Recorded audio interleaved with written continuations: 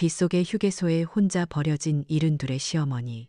며느리는 시어머니의 30억 아파트를 손에 넣기 위해 치밀한 계획을 세웠습니다. 하지만 며느리는 몰랐습니다. 평생을 교장으로 살아온 어머니의 반격이 얼마나 냉철하고 무서운 것인지를. 이 기막힌 이야기의 끝을 꼭 지켜봐 주세요. 가을 아침 햇살은 언제나 거짓말처럼 평화로워요. 특히 우리 집 거실 깊숙이 한강이 아득하게 내려다 보이는 창가로 쏟아져 들어올 때면 더욱 그렇죠. 저는 올해 72, 이 강남의 아파트에서 혼자 된 지 벌써 5년째네요. 평생을 교장으로 누군가를 가르치고 이끄는 역할로 살아왔는데, 이제는 이렇게 조용히 난초를 돌보는 게 제 하루의 가장 중요한 일과가 되었어요. 남편이 살아있을 때부터 가꾸던 것들이에요. 자식 같다고 잎사귀 하나하나에 정성을 쏟던 사람이었죠. 그 사람이 떠난 후에도 난초들은 여전히 같은 자리에서 묵묵히 꽃을 피워내요. 분무기로 마른 잎 주변에 물 한 개를 만들어주다 보면 문득 남편의 잔잔한 미소가 겹쳐 보여서 가슴 한편이 아려오곤 해요. 그래도 이 집안의 모든 것은 여전히 그 사람의 흔적으로 가득 차 있어요. 서재에 꽂힌 낡은 책들, 거실 벽에 걸린 빛바랜 사진, 그리고 이 난초들까지 모든 것이 정해진 자리에 정갈하게 놓여 있어야만 마음이 놓이는 건 어쩌면 제 오랜 교직 생활의 습관일지도 모르겠네요. 질서와 규칙 속에서 안정감을 찾는 것 말이에요. 그 평화로운 아침의 정적을 깬 건 아들 지훈이의 분주한 움직임이었어요. 42, 하나밖에 없는 아들이죠. 일본으로 긴 출장을 간다고 며칠 전부터 집안이 조금 부산스러웠어요. 여행 가방을 현관 앞에 세워두고 제 방으로 들어서는 아들의 얼굴에는 미안함과 조급함이 섞여 있었어요. 제 손에 하얀 봉투 하나를 쥐어주더군요. 늘 있는 일이지만 받을 때마다 마음 한구석이 불편한 건 어쩔 수 없어요. 평생 내 힘으로 벌어 아이를 키웠는데 이제는 아들이 주는 용돈을 받아 쓰는 신세가 된 것 같아서요. 아들은 제 그런 마음을 아는지 모르는지 늘처럼 씩씩하게 말했어요. 어머니, 필요한 거 있으시면 꼭 서연이한테 말씀하세요. 아셨죠? 그 옆에는 며느리 서연이가 그림자처럼 서서 상냥하게 미소 짓고 있었어요. 39, 참 예쁘고 세련된 아이죠. 하지만 저는 그 아이의 웃음 뒤에 숨겨진 미세한 계산들을 어렴풋이 느낄 수 있었어요. 입꼬리는 분명 환하게 올라가 있는데 눈빛은 어딘가 다른 곳을 향하고 있는 듯한 느낌. 마치 잘 짜인 연극의 한 장면처럼 효심 깊은 며느리 역할을 완벽하게 연기하고 있는 것 같았어요. 괜찮다. 너희나 잘 지내면 된다. 소리내어 말했지만 제 목소리는 저 스스로에게도 어색하게 들렸어요. 지훈이는 제 어깨를 한번 투박하게 감싸 안고는 서둘러 현관을 나섰어요. 아들이 있을 때와 없을 때의 공기는 미묘하게 달랐어요. 아들이라는 완충지대가 사라지고 나니 우리 두 사람 사이의 어색한 정적이 집안을 더 무겁게 짓누르는 것 같았거든요. 지훈이가 떠나고 며칠이 흘렀어요. 집은 다시 평소의 고요함을 되찾았지만 그 고요함은 이전의 평화로움과는 조금 다른 종류의 것이었어요. 텅 빈 아들의 방을 볼 때마다 느껴지는 허전함, 그리고 거실 소파에 앉아 휴대폰만 들여다보는 며느리와의 보이지 않는 벽. 우리는 같은 공간에 있었지만 서로 다른 시간을 살고 있는 것 같았죠. 그러던 어느 날 오후였어요. 저는 목이 말라 물을 마시러 부엌으로 가던 중이었어요. 서연이는 자기 방에서 누군가와 통화 중이었는데 문이 살짝 열려 있었나 봐요. 일부러 엿들으려던 건 아니었어요. 하지만 그 아이의 목소리는 평소의 상냥함과는 다른 짜증과 불만이 가득 섞인 날카로운 톤이어서 저도 모르게 발걸음을 멈추게 됐어요. 아유, 말도 마. 어머님 혼자 계시니 신경 쓰여 죽겠어. 꼼짝도 못한다니까. 친구들끼리 동남아 여행 가자는데 나만 빠지게 생겼잖아. 지훈 씨는 출장만 가면 몇 달씩인데 이걸 어쩌면 좋으니? 순간 심장이 쿵 하고 내려앉는 것 같았어요. 신경이 쓰인다. 그 말이 걱정된다는 뜻이 아니라 귀찮다, 걸리적거린다는 의미라는 걸 모를 만큼 어리석지는 않아요. 내가 이 아이의 자유를 구속하는 짐이구나. 여행도 마음대로 못 가게 발목을 잡는 늙은 시어머니일 뿐이구나. 가슴에 차가운 비수가 날아와 밝히는 기분이었죠. 평생 누구에게도 짐이 되지 않으려 꼿꼿하게 살아왔는데 결국 아들 내외에게는 그런 존재가 되어버렸나 싶어 서러운 마음이 들었어요. 하지만 저는 조용히 부엌으로 걸어가 물 한 잔을 마시고 제 방으로 돌아왔어요. 못 들은 척, 아무 일도 없는 척. 그게 제가 이 집에서 평화를 유지하기 위해 터득한 방법이었으니까요. 세대 차이라는 건 어쩌면 서로 다른 언어를 쓰는 것과 같아서 굳이 모든 말을 알아듣고 상처받을 필요는 없는 거라고 스스로를 위로하면서요. 하지만 한번 생긴 마음의 생채기는 쉽게 아물지 않더군요. 그날 이후 서연이의 모든 친절이 어딘가 다르게 보이기 시작했어요. 그렇게 며칠이 더 지났을까요? 통화 사건 이후로 저를 대하는 서연이의 태도가 눈에 띄게 부드러워졌어요. 제가 좋아하는 과일을 사다 놓기도 하고 먼저 다가와 어깨를 주물러 주기도 했죠. 저는 그 갑작스러운 변화가 오히려 더 불안했어요. 마치 폭풍 전의 고요함처럼 느껴졌거든요. 그리고 마침내 어느 저녁 서연이는 환한 미소를 지으며 제게 다가왔어요. 손에는 근사한 리조트 사진이 인쇄된 종이가 들려 있었죠. 어머니, 지훈 씨도 없는데 우리끼리 이천으로 온천 여행 다녀올까요? 제가 일부러 사람 없는 평일에 아주 좋은 데로 예약했어요. 가서 뜨끈한 물에 몸도 담그고 맛있는 것도 먹고 와요. 네? 그 상냥한 목소리, 걱정해주는 듯한 눈빛, 며칠 전 전화기 너머로 들려오던 짜증 섞인 목소리와는 너무나도 다른 모습이었어요. 제 마음속에서는 경고등이 울렸죠. 뭔가 이상하다. 이 아이가 갑자기 왜 이럴까? 하는 의심이 뭉게뭉게 피어올랐어요. 하지만 동시에 다른 한편에서는 아주 작은 희망의 싹이 고개를 들었어요. 어쩌면 내가 너무 꼬아서 생각하는 건 아닐까? 며느리가 정말로 나를 위해, 우리 관계를 위해 노력하려는 건 아닐까? 아들이 없으니 더 잘해야겠다고 마음먹은 걸 수도 있잖아. 이 제안을 거절하면 그나마 다가오려는 며느리의 마음을 밀어내는 꼴이 될지도 모른다는 생각도 들었고요. 저는 잠시 망설였어요. 서연이의 얼굴에 떠있는 기대감, 어린 미소를 바라보며 제 안의 의심과 희망이 치열하게 싸우는 것을 느꼈죠. 결국 저는 제 안의 불안감을 억누르고 희미한 기대를 선택하기로 했어요. 어쩌면 이번 여행이 우리 고부 관계의 전환점이 될지도 모른다는 어리석은 희망을 품고서요. 그래, 그렇게 하자꾸나. 준비해준 마음이 고맙네. 제 대답에 서연이는 정말 기쁘다는 듯이 활짝 웃었어요. 그 웃음이 진심인지 연기인지 그때의 저는 분간할 수 없었어요. 그저 이 어색한 평화가 깨지지 않기를, 그리고 이 작은 희망이 진짜이기를 바랄 뿐이었죠. 그 여행이 내 인생을 송두리째 흔들어 놓을 거라는 건 꿈에도 상상하지 못한 채 말이에요.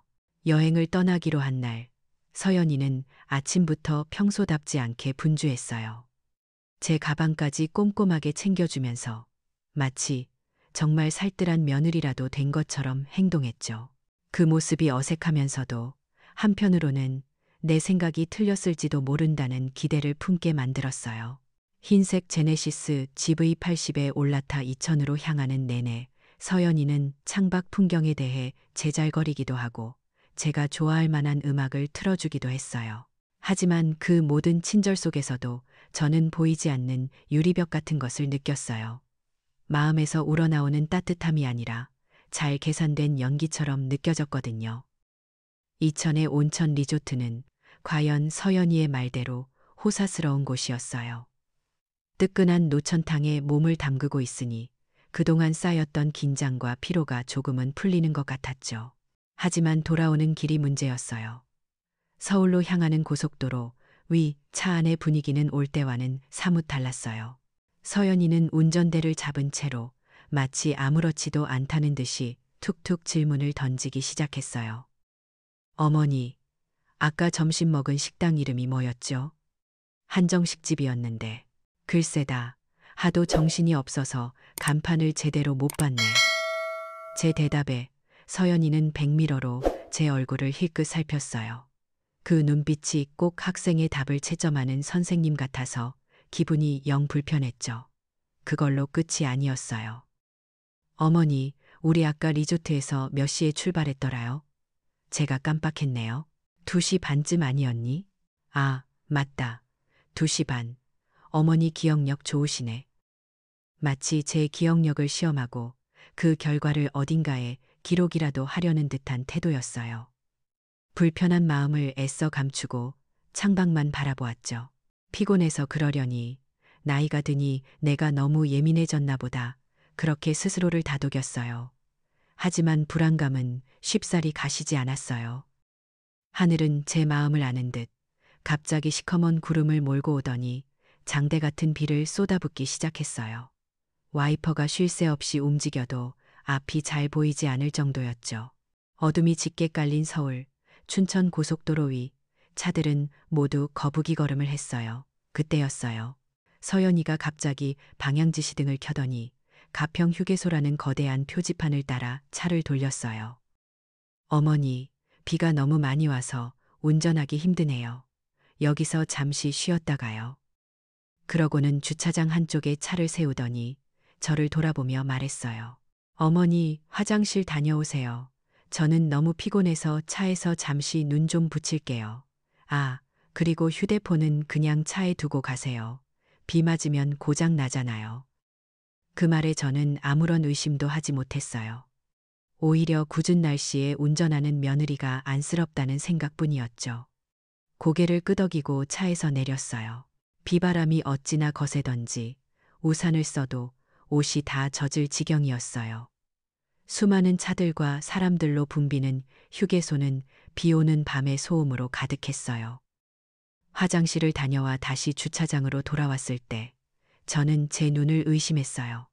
분명히 차를 세워두었던 그 자리가 텅 비어 있었거든요. 제가 자리를 잘못 기억했나 싶어 주변을 몇 바퀴나 돌았어요. 하지만 어디에도 그 익숙한 흰색 제네시스 GV80은 보이지 않았어요. 심장이 철렁 내려앉았죠. 심장이 철렁 내려앉았죠. 설마 나를 두고 갔을 리가 없어. 무슨 일이 생겼거나 내가 못 찾는 걸 거야. 빗줄기는 점점 더 거세지고 제 몸은 추위와 공포로 사시나무처럼 떨리기 시작했어요. 제 머릿속에서 설마 하는 의심이 역시나 하는 끔찍한 확신으로 바뀌는 데는 그리 오랜 시간이 걸리지 않았어요. 그 아이는, 내 며느리는 처음부터 이럴 작정이었던 거예요. 그 상냥한 미소도, 호사스러운 온천 여행도 모두 이 순간을 위한 무대장치에 불과했던 거죠. 저는 돈 한 푼 없이, 연락할 휴대폰도 없이 이 낯선 곳에 버려진 거였어요. 세상이 무너지는 것 같았죠. 한편 제가 그 차가운 빛 속에서 절망하고 있을 때 서연이는 유유히 차를 몰아 휴게소에서 멀지 않은 경찰서로 향했어요. 그리고 그곳에서 완벽한 연기를 펼쳤죠. 금방이라도 쓰러질 것처럼 창백한 얼굴로 눈물을 뚝뚝 흘리면서요. 치매에 걸린 시어머니를 모시고 여행을 다녀오던 길이었는데 잠시 한눈을 판 사이에 어머니가 사라지셨다고 제발 찾아달라고 애원했어요. 그 효심 지극한 며느리의 모습에 경찰들은 깊이 감동하며 공식적으로 치매 노인 이해숙 실종 사건을 접수하고 기록을 남겼어요. 훗날 저를 법적으로 무력화시킬 가장 강력한 무기가 될 공식적인 기록을 그렇게 차곡차곡 쌓아 올리고 있었던 거죠. 휴게소에서 얼마나 헤맸을까요? 시간이 얼마나 흘렀는지도 알 수 없었어요. 쏟아지는 비를 맞으며 저는 지나가는 사람들에게 도움을 청할 용기조차 내지 못했어요. 결국 휴게소 사무실의 한 젊은 직원의 도움으로 경찰에 연락할 수 있었어요. 순찰차가 도착했지만 경찰관들의 태도는 시큰둥했어요. 다 큰 어른이 길을 잃었다는 제 말을 믿지 않는 눈치였죠. 신분증도 아무것도 없는 제 행색을 위아래로 훑어보더니 귀찮다는 표정을 감추지 않았어요. 한참의 신원 조회 끝에 저는 겨우 순찰차를 타고 서울의 집으로 돌아올 수 있었어요. 지옥 같던 몇 시간이 지나고 마침내 익숙한 아파트 현관문 앞에 섰을 때 저는 안도의 한숨 대신 또 다른 절망과 마주해야 했어요. 띠리릭 띠리릭 익숙한 비밀번호를 몇 번이나 눌러도 문은 열리지 않았어요. 비밀번호 오류입니다. 차가운 기계음만이 반복될 뿐이었죠. 서연이가 비밀번호까지 바꿔버린 거였어요. 완전한 고립감, 그 단어 외에는 아무것도 떠오르지 않았죠. 그 순간 제 인생이 송두리째 부정당하는 기분이었어요.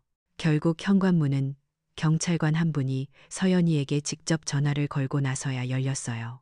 아마 경찰서에 남겨진 기록 때문에 제 신원이 확인되었고 서연이도 더 이상 버틸 수는 없었을 거예요.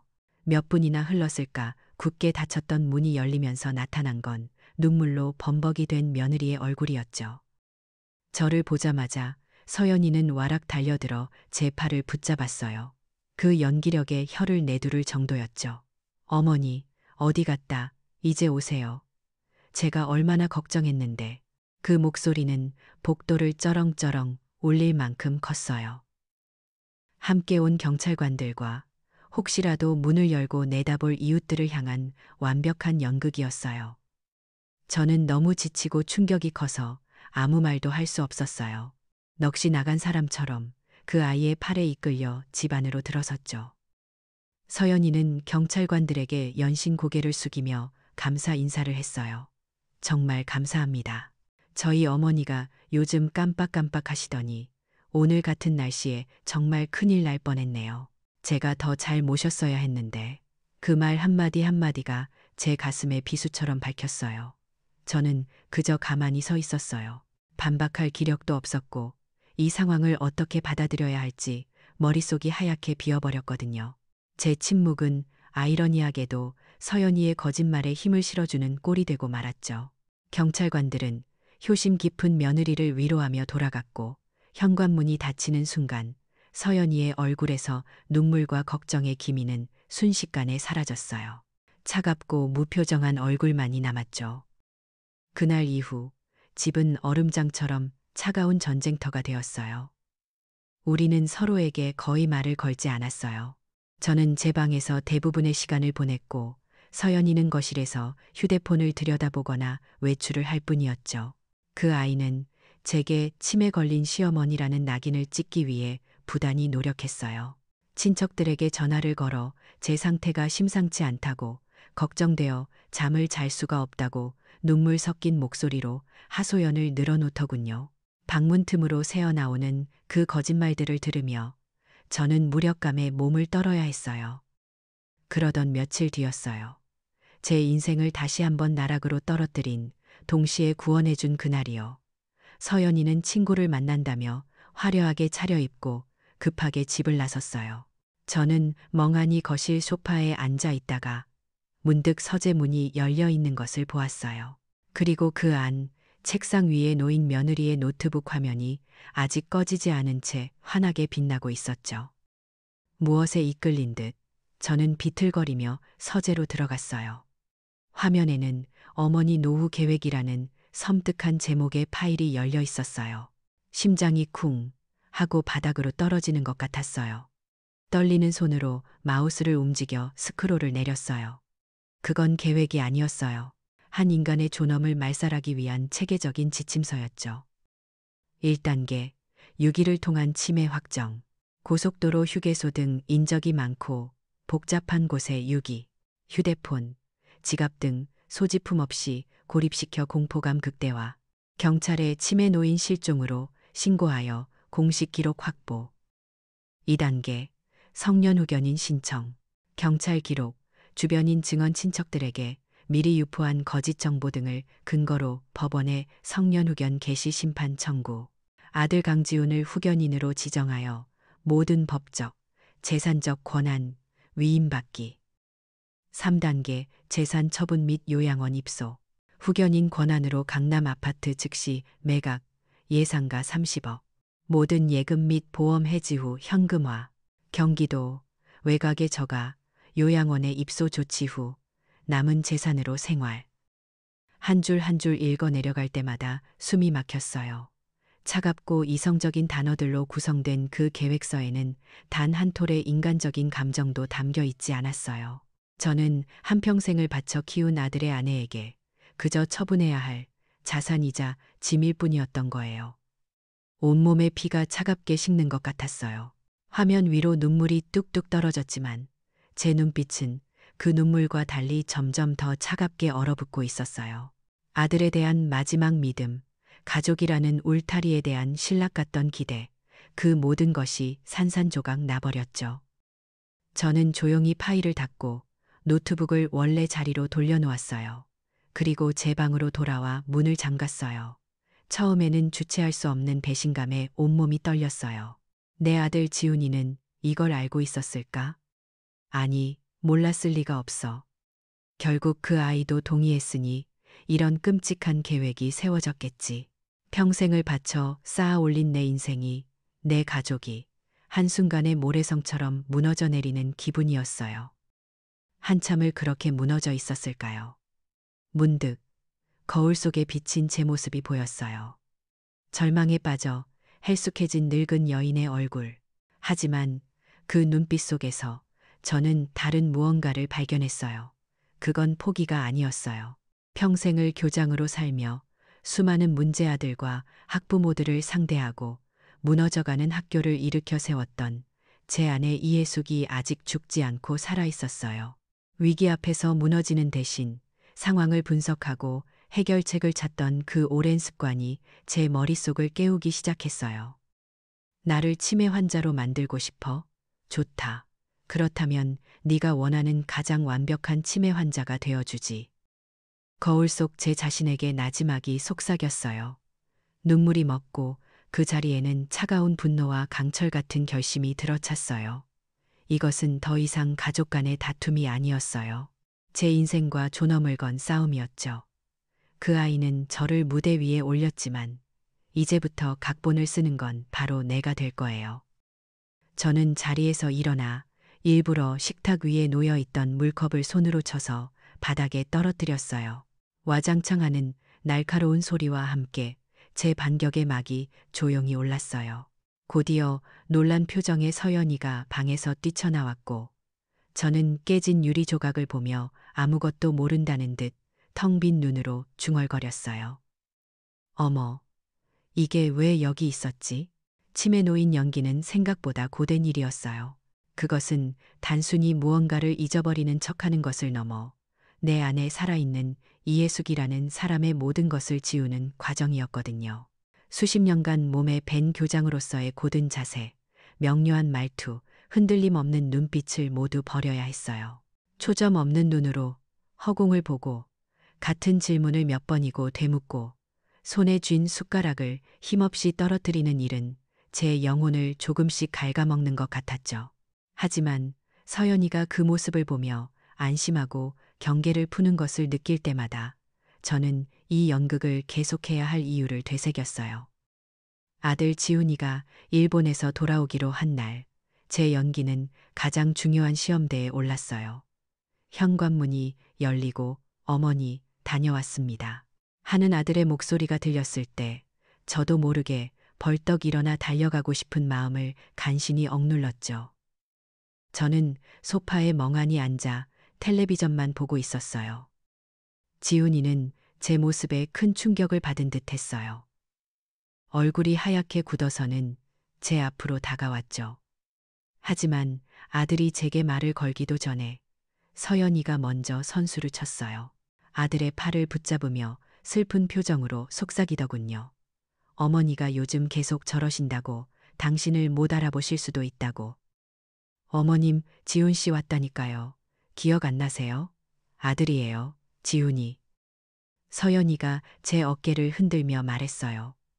저는 천천히 고개를 돌려 지훈이의 얼굴을 올려다보았어요. 한 달 만에 보는 아들의 얼굴. 걱정과 혼란으로 가득 찬 그 눈을 마주하는 순간 가슴이 미어졌죠. 하지만 저는 이내 고개를 갸웃거리며 낯선 사람을 보는 듯한 표정을 지었어요. 누구, 신데 그러세요? 제 입에서 나온 그 한마디에 지훈이의 얼굴이 무너져 내리는 게 보였어요. 아들의 상처받은 표정을 연기의 일부로 제 방패로 삼아야 한다는 사실이 비참했지만 멈출 수는 없었어요. 그날 이후 서연이는 지훈이 옆에 딱 붙어서 저의 모든 행동을 해설하고 왜곡했어요. 제가 물을 마시려고 부엌에 가면 어머니가 또 물 드시네, 방금 드셨는데라고 속삭였고, 제가 창밖을 보고 있으면 하루 종일 저렇게 허공만 보고 계셔라며 한숨을 쉬었죠. 지훈이는 처음에는 제 편을 들려 애썼어요. 원래 어머니는 생각이 많으신 분이라고, 피곤해서 그러실 거라고. 하지만 매일같이 이어지는 서연이의 교묘한 가스라이팅과 거기에 완벽하게 부응하는 저의 치매 연기 앞에 아들의 믿음은 하루가 다르게 허물어져 갔어요. 이제 제게 남은 과제는 결정적인 증거를 확보하는 것이었어요. 첫 번째는 제 정신이 온전하다는 의학적 증명이었죠. 집 밖으로 나갈 명분이 필요했어요. 저는 제 과거를 이용하기로 했어요. 어느 날 아침, 저는 서연이와 지훈이 앞에서 아주 오래전 졸업시킨 제자의 이름을 희미하게 불렀어요. 아주 아끼던 아이였는데 몸이 아파서 고생한다는 소식을 들었다고 꼭 한번 가보고 싶다고요. 평생의 한으로 남을 것 같다고 눈물까지 글썽였죠. 제 절박한 연기에, 그리고 효자의 도리를 다해야 한다는 압박감에 지훈이는 결국 허락할 수밖에 없었어요. 서연이는 못마땅한 표정이었지만 남편 앞에서는 착한 며느리 역할을 포기할 수 없었는지 마지못해 고개를 끄덕였죠. 택시를 타고 향한 곳은 제자의 집이 아닌 서울에서 가장 권위 있는 종합병원이었어요. 미리 예약해둔 신경과에서 저는 몇 시간에 걸쳐 정밀 검사를 받았어요. 기억력 테스트, 논리력 검사, 뇌파 검사까지. 의사 앞에서 저는 더 이상 어수룩한 노인이 아니었어요. 평생을 지성인으로 살아온 전직 교장 이해숙으로 돌아가 모든 질문에 막힘없이 논리정연하게 대답했죠. 집에서와 병원에서의 제 모습이 얼마나 달랐을까요? 그 이중생활의 아이러니에 헛웃음이 나왔어요. 두 번째 증거는 더 위험하고 더 결정적인 것이었어요. 아들 부부의 입에서 직접 나오는 음모의 증거. 기회는 의외로 빨리 찾아왔어요. 어느 주말 오후, 저는 거실 소파에서 담요를 덮고 잠이 든 척을 했어요. 지훈이와 서연이는 제가 깊이 잠들었다고 생각했는지 바로 옆 서재문을 살짝 열어두고 자기들끼리 이야기를 나누기 시작했죠. 저는 잠든 척하기 직전 제 오래된 스마트폰의 녹음 기능을 켜서 소파 쿠션 깊숙이 밀어 넣었어요. 제 인생에서 스마트폰을 그렇게 유용하게 써본 건 처음이었을 거예요. 숨을 죽이고 누워 있는데 그들의 목소리가 들려왔어요. 처음에는 제 건강에 대한 걱정인 척 시작하더군요. 하지만 대화는 곧 본색을 드러냈어요. 서연이의 날카로운 목소리가 먼저 들려왔죠. 이대로는 안 된다고, 어머니 상태가 생각보다 더 심각하다고, 우리가 평생 이렇게 살 수는 없지 않냐고. 그리고 제가 가장 듣고 싶지 않았던, 동시에 반드시 들어야만 했던 말이 이어졌어요. 이 집 팔면 그래도 30억은 나올 거야. 그걸로 우리 빚도 갚고 지훈 씨 사업 자금도 하고 어머니는 경치 좋은 곳에 괜찮은 요양원으로 보내드리면 되지. 그게 어머니를 위한 길이기도 해. 저는 심장이 멎는 것 같았어요. 제 아들의 대답을 기다리는 그 몇 초가 몇 시간처럼 느껴졌죠. 잠시 망설이던 지훈이는 결국 힘없는 목소리로 대답했어요. 알았어. 당신 말대로 해. 대신 너무 나쁜 곳으로는 보내지 맙시다. 그 순간 제 아들은 제 마음속에서 완전히 죽었어요. 신락같이 남아있던 마지막 기대와 미련이 모두 사라졌죠. 눈물이 흘러내렸지만 저는 소리 없이 담요 안에서 눈물을 삼켰어요. 나중에 두 사람이 자리를 비운 틈을 타 저는 떨리는 손으로 스마트폰을 집어들었어요. 그 안에는 그들의 배신이 생생한 목소리로 담겨 있었어요. 마지막 퍼즐 조각까지 모두 모였어요. 그날 밤, 저는 제 방 책상에 앉았어요. 제 앞에는 오늘 받은 정신상태 완전함이라는 소견이 적힌 병원 진단서와 아들 부부의 목소리가 담긴 스마트폰이 놓여 있었죠. 이제 더 이상 망설일 필요가 없었어요. 저는 서랍 가장 깊숙한 곳에서 먼지 쌓인 옛 주소록을 꺼냈어요. 남편이 살아있을 때부터 인연을 맺어온 오래된 친구의 이름. 한 페이지를 넘기자 손때 묻은 글씨로 적힌 김영철 변호사라는 이름과 그의 사무실 번호가 보였어요. 저는 조용히 수화기를 들었어요. 이제 이 연극의 마지막 장을 쓸 시간이 온 거예요. 김영철 변호사님과의 통화는 짧고 명료했어요. 수화기 너머로 들려오는 듬직한 목소리는 수십 년의 세월을 뛰어넘어 돌아가신 남편의 빈자리를 잠시나마 채워주는 듯했죠. 저는 모든 상황을 담담하게 설명했고 변호사님은 단 한 번의 질문도 없이 제 말을 끝까지 들어주셨어요. 모든 준비는 그렇게 끝났어요. 저는 그저 제 무덤을 스스로 파고 있는 가엾은 아이들이 마지막 삽질을 하기만을 기다리면 되는 거였죠. 결전의 날은 예상보다 빨리 찾아왔어요. 며칠 뒤 지훈이와 서연이는 저를 거실 소파에 정중하게 그러나 단호하게 앉혔어요. 그들의 얼굴에는 비장함마저 감돌았죠. 서연이가 먼저 입을 열었어요. 그 목소리는 어찌나 부드럽고 걱정스럽던지 아무것도 모르는 사람이 들으면 세상에 다시 없을 효부라고 생각했을 거예요. 어머니, 저희가 정말 많이 고민해 봤는데 이대로는 안 될 것 같아요. 어머니의 건강과 그리고 재산을 안전하게 지켜드리기 위해서 저희가 꼭 해드려야 할 일이 있어요. 이게 다 어머니를 위한 거예요. 서연이의 말이 끝나자 지훈이가 두툼한 서류 뭉치를 테이블 위에 올려놓았어요. 성년 후견 개시 심판 청구 동의서. 제 눈앞에 들이밀어진 그 글자들이 흐릿하게 보였어요. 연기 때문이 아니라 정말로 아들의 마지막 남은 모습마저 무너져 내리는 것 같아 눈앞이 캄캄했거든요. 지훈이는 제 손을 잡으며 말했어요. 어머니, 그냥 여기에 서명만 하시면 돼요. 저희가 다 알아서 할게요. 어머니는 아무 걱정 마시고 편히 계시기만 하면 돼요. 저는 한참 동안 아무 말 없이 서류만 내려다보았어요. 제 침묵을 긍정의 신호로 받아들였는지 서연이는 제 손에 펜을 쥐어주기까지 했죠. 제 손이 파르르 떨렸어요. 분노와 슬픔 때문이 아니었어요. 길고 길었던 연극이 드디어 끝난다는 안도감, 그리고 이제 곧 시작될 심판의 시간에 대한 전율 때문이었죠. 저는 천천히 고개를 들었어요. 몇 주간 일부러 흐릿하게 뜨고 있던 눈에 힘을 주었죠. 제 눈빛이 초점을 되찾고 얼음처럼 차갑고 명료하게 바뀌는 것을 아마 그 아이들은 미처 인지하지 못했을 거예요.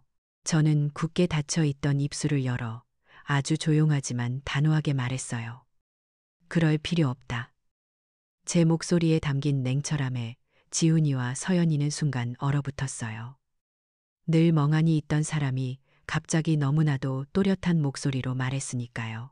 그들의 얼굴에 떠오른 당혹감을 감상하며 저는 제 핸드백에서 스마트폰을 꺼냈어요.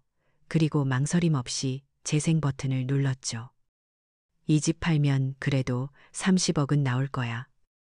거실에는 서연이의 날카로운 목소리가 울려 퍼졌어요. 이어서 들려온 아들의 힘없는 동해. 어머니는 경치 좋은 곳에 괜찮은 요양원으로 보내드리면 되지. 자신들의 목소리가 스피커를 통해 흘러나오자 두 사람의 얼굴은 순식간에 사색이 되었어요. 특히 지훈이는 자기가 한 말을 제 귀로 직접 확인하고는 믿을 수 없다는 듯 입술을 파르르 떨었죠. 가장 먼저 정신을 차린 건 역시 서연이었어요. 그 아이는 벌떡 일어나 제게 소리쳤죠. 그 연극적인 표정은 온데간데 없고 증오와 당황으로 일그러진 얼굴만이 남아 있었어요. 이게 뭐야? 저건 조작이야. 어머니가 치매라. 헛소리 하는 거라고요. 당신 지금 제정신 아니잖아요. 아, 치매라는 단어. 그 아이가 그토록 공들여 제게 씌우려 했던 주홍 글씨. 저는 그 발악을 기다렸다는 듯이 핸드백에서 곱게 접어둔 서류 한 장을 더 꺼내 테이블 위에 올려놓았어요. 서울 최고 권위의 종합병원 이름과 직인이 선명하게 찍힌 진단서. 상기 환자는 모든 인지 기능 및 판단 능력이 정상 수준이며 법률 행위를 하는데 아무런 문제가 없음을 확인함. 서연이는 말을 잃었고 지훈이는 진단서에 적힌 글자들을 보고는 다리에 힘이 풀린 듯 소파에 주저앉았어요. 이제야 모든 상황을 파악한 듯 얼굴에서는 핏기가 완전히 가셨죠. 그들의 도덕적, 심리적 방어선은 그렇게 완전히 무너져 내렸어요. 하지만 제 심판은 아직 끝나지 않았어요. 저는 마지막 증거물을 꺼내 들었어요. 변호사 사무실에 공증 직인까지 찍힌 두툼한 부동산 매매 계약서였죠. 저는 그 서류를 테이블 위로 미끄러뜨렸어요. 이 집은 어제부로 내 소유가 아니다. 너희는 일주일 안에 이 집에서 나가야 한다. 정적이 흘렀어요. 숨 막히는 침묵 속에서 저는 마지막으로 서연이의 눈을 똑바로 쳐다보며 말했어요. 제 인생을 걸고 제 모든 분노와 슬픔을 담아서요. 내가 나를 그 빗속의 휴게소에 버렸을 때 너는 내 인생도 함께 버린 것이란다. 그 순간 지훈이는 무너졌어요. 아내의 유기 사실을 제 입으로 직접 듣고 나서야 자신이 얼마나 끔찍한 괴물과 함께 살았는지, 그리고 자신이 그 괴물의 공범이었다는 사실을 깨달은 듯 했어요. 아들은 고개를 숙인 채 아무 말도 하지 못했죠. 바로 그때였어요. 마치 잘 짜인 연극의 마지막 배우가 등장하듯 현관문 벨이 울렸어요. 제가 미리 변호사님과 약속해둔 시간이었죠. 저는 아무렇지도 않게 현관으로 걸어가 문을 열었어요. 문 앞에는 돌아가신 남편의 오랜 친구이자 이제는 저의 든든한 아군이 된 김영철 변호사님이 굳은 표정으로 서 있었어요.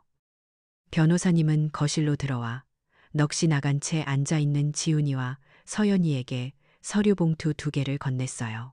노인 유기 및 재산 탈취, 미수 행위에 대한 민사소송 소장. 서류의 제목을 본 서연이의 눈이 경악으로 커졌어요. 변호사님은 그런 그들을 내려다보며 제 길고 길었던 싸움의 끝을 알리는 선언을 했죠. 이해숙 여사님의 모든 법적 권리는 이제 제가 대리합니다. 변호사님이 떠난 후 거실에는 지독한 침묵만이 남았어요. 저는 아무 말 없이 제 방으로 들어와 문을 닫았고 그 후로 일주일 동안 집은 유령의 집처럼 고요했죠. 저는 방 밖으로 거의 나가지 않았어요. 문틈으로 2사람이 짐을 싸는 소리, 간간이 들려오는 서로를 탓하는 날카로운 언쟁 소리만이 들려올 뿐이었어요. 그들은 제게 단 한 번도 용서를 구하러 오지 않았어요. 아마 그럴 자격도 용기도 없었겠죠. 일주일 뒤 그들은 정말로 텅 빈 여행 가방 몇 개만 들고 집을 떠났어요. 그들이 떠난 집은 이상할 정도로 넓고 공허하게 느껴졌죠. 저는 그 집을 오래도록 둘러보았어요. 남편과의 추억, 아들을 키우던 기쁨이 깃든 곳이었지만 이제는 배신과 상처의 흔적만이 남은 폐허와 같았어요. 미련은 없었어요. 그 후의 일들은 모두 김영철 변호사님을 통해 전해 들었어요. 법은 생각보다 엄정하더군요. 민사소송의 결과는 제게 일방적으로 유리했어요. 법원은 아들 부부에게 노인, 유기 및 정신적 피해에 대한 배상금으로 5억 원을 제게 지급하라고 판결했어요. 당연히 상속권은 박탈되었고 5년간 제게 접근하지 말라는 명령도 내려졌죠. 그 판결은 그들의 인생을 송두리째 무너뜨렸어요. 5억이라는 돈은커녕 당장 살아갈 집도 없던 그들에게 파산은 예정된 수순이었죠. 전직 교장인 노모를 유기하고 재산을 빼앗으려 한 아들 부부라는 이야기는 아름아름 퍼져나갔고 그들이 그토록 중요하게 생각하던 체면은 산산조각 났어요. 지훈이는 그 일로 회사에서 해고당했고 재취업은 불가능에 가까웠다고 해요. 결국 그들은 서로의 탓을 하며 이혼했고 각자 흩어졌다는 소식을 들었어요. 서연이는 한때 명품을 사러 드나들던 쇼핑몰의 청소부가 되었고 지훈이는 야간 경비원으로 근근히 살아간다고 했죠. 인과응보, 그 차가운 네 글자가 현실이 되는 것을 저는 담담하게 지켜보았어요. 저는 그 각박한 강남 아파트를 처분했어요.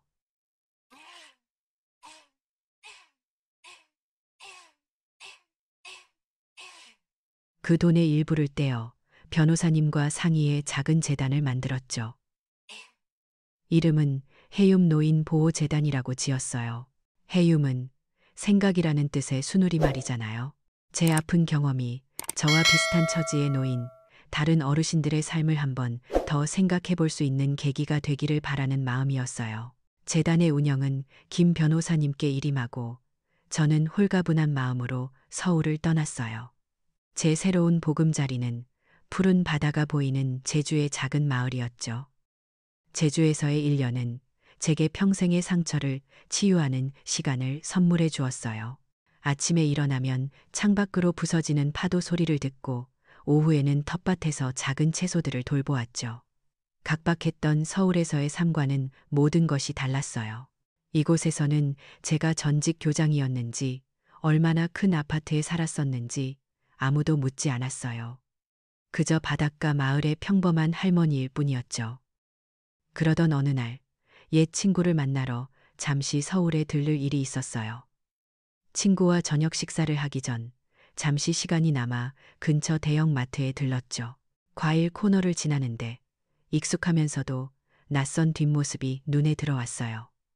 야간 경비원이라고 쓰인 몸에 맞지 않는 낡은 유니폼. 천천히 고개를 돌린 그 사람과 눈이 마주친 순간 저는 숨을 멈췄어요.